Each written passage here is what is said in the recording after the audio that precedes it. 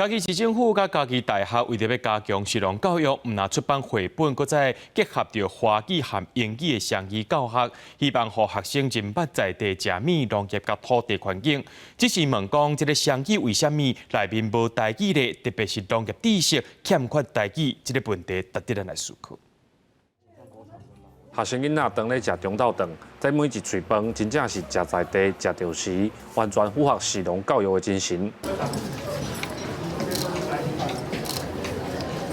嘉义市政府今年特别编经费，提供全市的各中小学有10天的中昼顿，食嘉义农试所副研究员吴永培博士，甲嘉义市农民共同培育的大农82毫米，让囡仔为食物来认捌农业甲土地环境的重要性。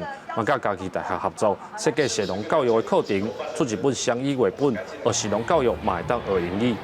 他可以去学习如何去组织这些所谓的食农的教育。如何跟英文去做一个可以跟对小朋友对话的一个能力？那对于小学端而言，当然它可以同时吸收到简单的食农、食安，还有简单的英语的知识。跟嘉大这边来合作，我们推出了一本嘉宝的田野大发现。在这一本绘本里面有非常多有关于食农教育的故事。